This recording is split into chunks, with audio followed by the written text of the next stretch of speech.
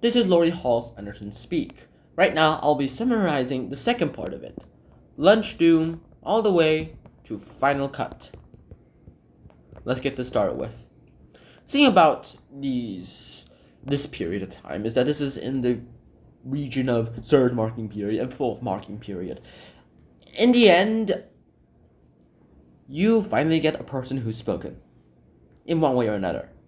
To speak, or at least express something, doesn't require you to go ahead and, let's say, really use your mouth, as it's the way I'm doing right now. What it does require you though to do is to show that you're trying to express something. And as soon as you express that thing, you find out lots of truths and lots of lies. Let me start off simple. First off, Melinda herself has finally went to the lunchroom when Heather comes in. And Heather is all like, alright, so yeah, I think we should stop being friends. Why? Because, well, look at you. You're being very depressed. Like, you're so negative all the time. You're so sulking all the time. You're not doing anything meaningful. And Melinda, of course, goes bonkers about this, but inside her head, not outside. She's all like, why? Seriously, why? Yeah, the other Marthas, they don't really like me. And I think we should just stop being friends.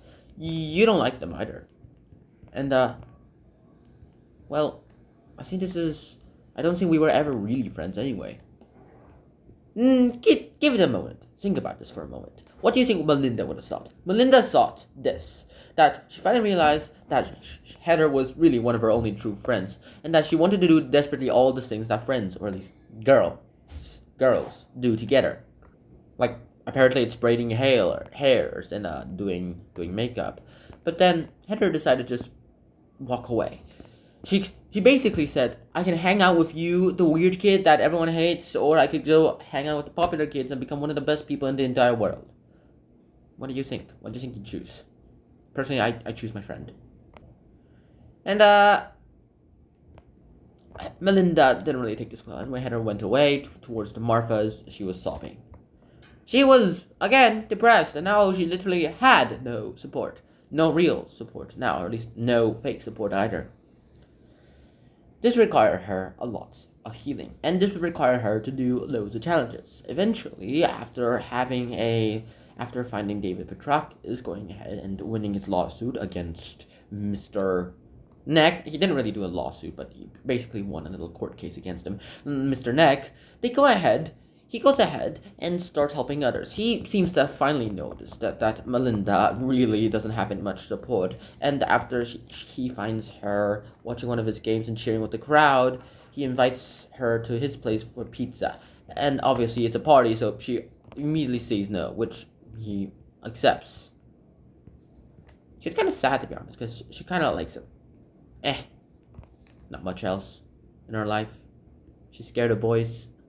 Back in her closet, or janitor's closet, or Melinda's closet, I suppose we could call it now, she goes ahead and sees everything. She reimagines her life. She tries to remember the day that she was raped, because she was pretty drunk and had no idea what the heck was going on. After a bunch of more art sections, and being introduced to cubism, where you go ahead and draw art in a pretty weird way, like body parts in different places, like I've shown you right now, she went ahead and realized that this guy was a genius. Picasso was a genius, that he just transcended some rules in space-time or something like that. I don't get it either. Basically, so she just learned something from the Cubism art by Picasso after getting away from the parts obsessed with naked women.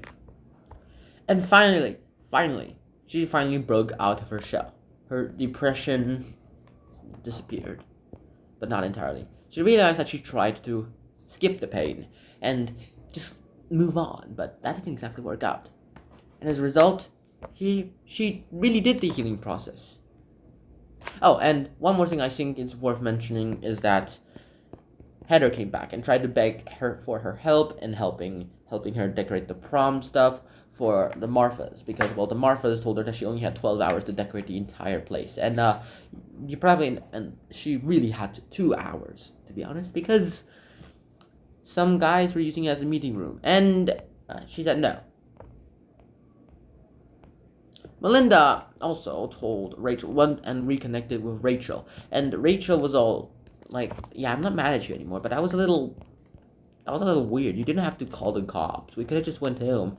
And then, well, they were in the library, so they were forced to write in notebooks because the librarian was like, shush, shush, shush. And then she wrote in their notebook, I didn't call the cops because I wanted to break up the party. I put the pencil down. I pick it up again. Them, because some guy raped me under the trees. I didn't know what to do. She watches as I carve out the words. She leans closer to me. I write more. I was stupid and drunk, and I didn't know what was happening. And then he heard, I scribbled out, raped me. When the police came, everyone was screaming. I was just too scared. So I cut through some backyards and walked home. And this next line goes ahead and shows how this trauma has really impacted her. Oh my god, I'm so sorry, she writes. Why didn't you tell me? I can tell anybody. Does your mom know? I shake my head. Tears pop up from some hidden spring. Damn. I sniff and wipe my eye on my sleeve. Did you get pregnant? Did you have a disease? Oh my god, are you okay? No, I don't think so. Yes, I'm okay. Well, kinda. And then Rachel writes in a heavy, fast hand, who did it? I turn the page, and she just flat out calls her a liar, which eventually she takes back after she realizes at prom how much of a war he is. Andy Evans was a little bit too close. And she slapped him away. She slapped him away and told everyone at the prom, the party, about this stuff, about raping Melinda stuff. And, well, he was certainly pissed. And in the final hours of the school, Melinda would really become one of the most popular people, too. But this isn't what happened, how it went. Firstly, she was just cleaning out her janitor's closet, which became her second locker, and as soon as she just tried to open the door and walk out, she was slammed back inside the door. It became locked because it, aka Andy Evans, locked the door, and he was all like, alright, you just spreading all those lies about me. I know what you want to do. And he takes off his pants, trying to rape her again. She screams and she breaks the mirror that's covered by the poster, grabs a pretty big shard, cutting herself in the process, and puts it right next to his neck. Of course, Andy even surrenders. And then Melinda says, no. I said no. And he says, okay. She unlocks the door, and a bunch of her classmates come in and see what the heck was going on. Andy Evans was obviously convicted, and in the last few hours of the school year, Melinda finally found herself pretty popular, instantly popular, and, well, she's finally spoken, and it ends out with these words.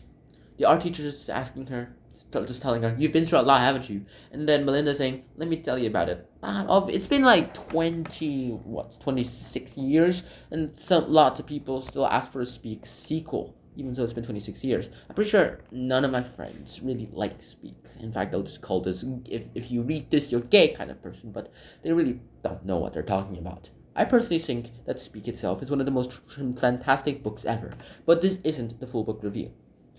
I'll see you guys in the full book summary. Until next time, see you on out. Peace. Bye-bye.